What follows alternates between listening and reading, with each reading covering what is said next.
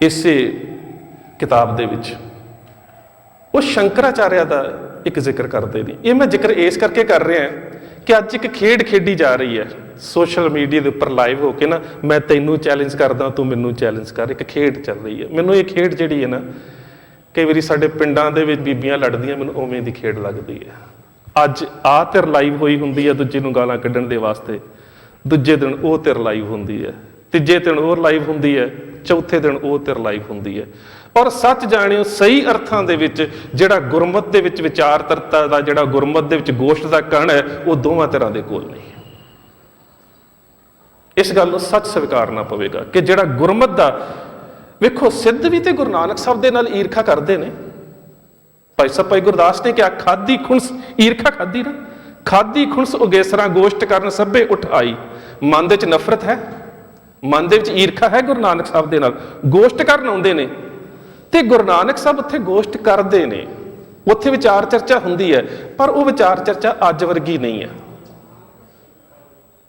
वो जिहड़ी विचारधरता है वह एक सुचारू रूप है कि जां ते अपनी विचारधारा दे नाल किसे नूं प्रभावित कर लेना ते जां किसे दी विचारधारा तो प्रभावित हो जाना, जे विचारधारा उच्ची है। हुण ख्याल करो गुरु नानक साहब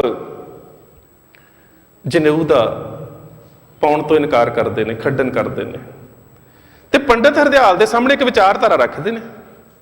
जे पंडित हरदयाल दे कोल अपनी विचारधारा उच्ची हुंदी ते फिर गुरु नानक साहब नूं पाउणा पैना सी। हुण उत्थे गुरु नानक साहब अपनी उस विचारधारा नूं सिरजदे है, कहंदे मैं पाउण नूं इनकारी नहीं, मैं पाउण नूं तैयार हां, पर जे आ है ते लै आ जिहड़ा तेरा आ है ना चौंकड़ मुੱਲ अड़ाया बह चौंके पाया, मैं ये नहीं पाउणा जिहड़ा 4 कौडियां दा धागा। मैं किहड़ा पाउणा दया कपा संतोख सूत जत गंढी 7 वट, यह जनेऊ जी का है तां पांडे कत। हुण गुरु नानक साहब ने अपनी विचारधारा का एक उपरला रूप वो सामने रख दिता है भी पंडित जी जे है तो दिओ, पाउण नूं तैयार। यह है एक उचारू चर्चा, उसारू चर्चा, जिहदे विचों भविख दीआं पीढ़ियां दे वास्ते कुछ कढ़िया जा सकता। गुरु नानक साहब ने कढ़ के दस्सिआ। यही गल है ना कि पंडित हरदयाल जिहड़ा वो भी गुरु साहब की विचारधारा च आ जाता है। क्यों आ जाता है? क्योंकि जिहड़ा उस चर्चा का रूप है बहुत उसारू है। इसे तरह जो सरदार कपूर सिंह शंकराचार्य की गल करते हैं, शंकराचार्य जिहड़ा हिंदू धर्म का एक महान विद्वान होया है। शंकराचार्य की चर्चा हुंदी है मंडन मिसर दे नाल, उसकी पत्नी जिहड़ी है वो भारती, वो भी उस चर्चा दे विच हिस्सा लैंदी है। हुण पहली गल तां इह वेखो कि अज की हुंदा चर्चा की जगह मिथियां जांदियां। एक धिर कहंदी है इत्थे चर्चा करनी ते आ जा, मैं इस केंद्र च चर्चा करनी, एक धिर कहंदी नहीं इस केंद्र च आ मैं फिर चर्चा करनी है। ते सच जाणिओ जेकर विचारधारा तगड़ी है तो फिर केंद्र की किहड़ी गल है। जे विचारधारा है साडे कोल गुरमत दी, फिर तां किते भी चर्चा हो सकती है, कोई इवें दी गल नहीं। तो जे उस विचारधारा जां उस चर्चा के उपर मौत दा पाया, फिर असीं सिख ही नहीं हैगे भी नहीं मैं डरदा मैं इस करके नहीं, इंज नहीं हो सकता। हुण जिहड़ा शंकराचार्य है वो दिग विच यात्रा ते जांदा है, कहंदा कि मैं भ्रमण कर लगा सारे हिंदुस्तान का, मेरे कोल एक स्ट्रोंग जिहड़ी आइडियोलॉजी है, मेरा विचारधारक पक्ष बड़ा स्ट्रोंग है, जिन्ने भी चर्चा करनी आओ, जां मैनू अपने शामिल कर लो जां मेरे च शामिल हो जाओ। गुरु नानक साहब दे कोल की सी? यही सी ना कि धर्म का सिद्धांतक पक्ष इन्ना उच्चा है। गुरु साहब गए ने जोगियां दे कोल, गुरु साहब गए ने पंडितां दे कोल, गुरु साहब गए ने सिद्धां दे कोल, बोधियां दे कोल, जैनियां दे कोल। किहड़ी विचारधारा है जिस विचारधारा दे नाल गुरु साहब ने चर्चा नहीं की? जिहड़ा ब्रह्म ये हैगा वेद के जिहड़े 2 भाग ने, एक नूं जिहड़ा वेदांतिक शब्दावली दे विच असीं उत्तर मीमांसा कहने, एक नूं पूर्व मीमांसा कहने। एक दा आधार पूरे तौर ते उपर कर्मकांडां दे उपर है, दूसरे दा पूरी तरह दे नाल लॉजिक दे उपर है। कुदरती लॉजिक जित जाए च कोई शक नहीं, पर वो जिहड़ा चर्चा का म्यार है ना कि 2 विचारधारावां वो दोवें इक्को मत दीआं धारनी ने, भाव वेदांतक सच नूं दोवें मनदे ने, पर एक उसकी व्याख्या प्रणाली कर्म दे विचों लै रहा है, दूजा उसकी व्याख्या प्रणाली लॉजिक दे विचों लै रहा है, पर दोवें बैठ के चर्चा करते हैं।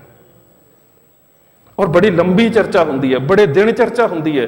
तो उस चर्चा तो बाद अहम गल ये होंदी है ਕਿ ਜਦੋਂ ਮੰਡਨ ਮਿਸਰ ਹਾਰਦਾ ਹੈ ਤੇ ਉਹ ਸ਼ੰਕਰਾਚਾਰੀਆ ਦੇ ਮਤ ਨੂੰ ਸਵੀਕਾਰ ਕਰਦਾ ਹੈ, ਉਹ ਉਹਦੇ ਨਾਲ ਹੀ ਫਿਰ ਤੁਰ ਪੈਂਦਾ ਹੈ। ਹੁਣ ਇਹ ਅੱਜ ਸਾਡੇ ਸਾਹਮਣੇ ਵੀ ਇਹ ਸਮੱਸਿਆ ਆ ਰਹੀ ਹੈ। ਤੇ ਹੁਣ ਮੈਂ ਇਹੀ ਗੱਲ ਕਹਿਣ ਲੱਗਾ ਸੀ ਕਿ ਸ਼ੰਕਰਾਚਾਰੀਆ ਦਾ ਜੀਵਨ ਤਾਂ ਤੁਸੀਂ ਬਹੁਤ ਕਿਤਾਬਾਂ 'ਚੋਂ ਪੜ੍ਹ ਸਕਦੇ ਹੋ, ਪਰ ਉਸਾਰੂ ਚਰਚਾ ਦਾ ਰੂਪ ਜਿਹੜਾ ਸਰਦਾਰ ਕਪੂਰ ਸਿੰਘ ਨੇ ਸਾਡੇ ਸਾਹਮਣੇ ਰੱਖਿਆ, ਉਹ ਤੁਹਾਨੂੰ ਕਿਸੇ ਕਿਤਾਬ 'ਚੋਂ ਨਹੀਂ ਮਿਲੇਗਾ।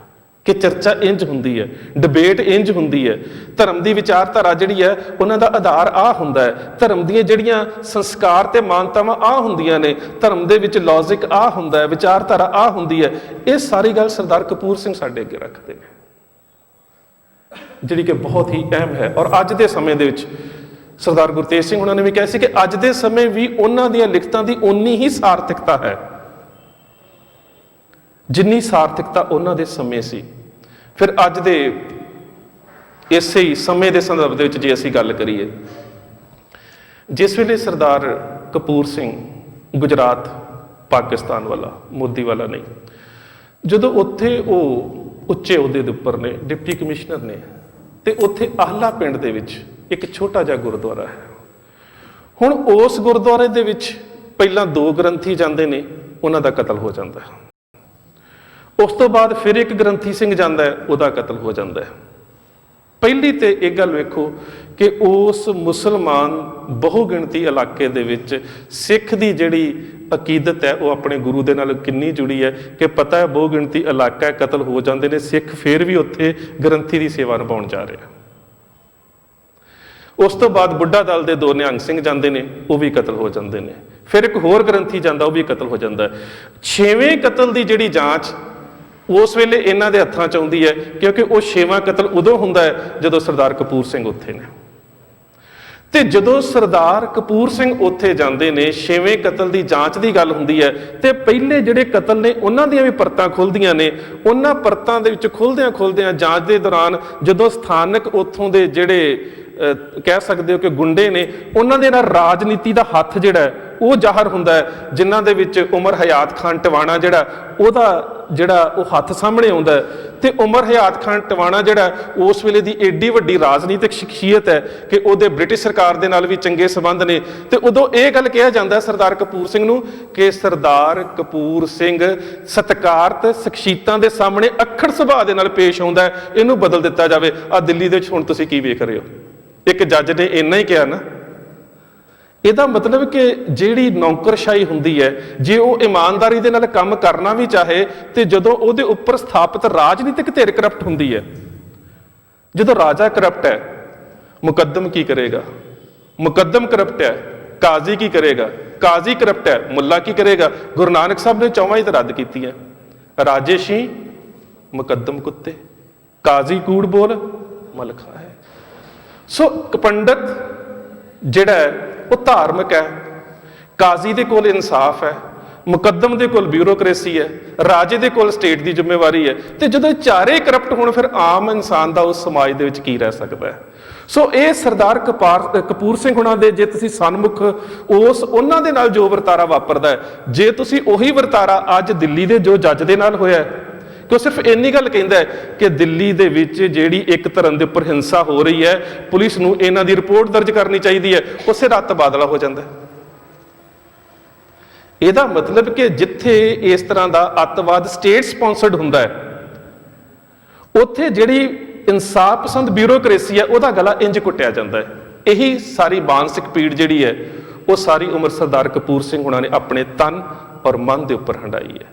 ਪਰ ਸਮੱਸਿਆ ਇਹ ਹੈ ਕਿ ਕੌਮ ਨੇ ਸੱਚ ਜਾਣਿਓ, ਅੱਜ ਅਸੀਂ ਜਨਮ ਦਿਨ ਮਨਾ ਰਹੇ ਹਾਂ, ਜਿਸ ਸਮੇਂ ਦੇ ਵਿੱਚ ਉਹਨਾਂ ਦਾ ਸਾਥ ਲੈਣ ਦੀ ਤੇ ਸਾਥ ਦੇਣ ਦੀ ਜ਼ਰੂਰਤ ਸੀ, ਉਸ ਸਮੇਂ ਅਸੀਂ ਉਹਨਾਂ ਨੂੰ ਬਿਲਕੁਲ ਅਣਗੌਲਿਆ ਕੀਤਾ।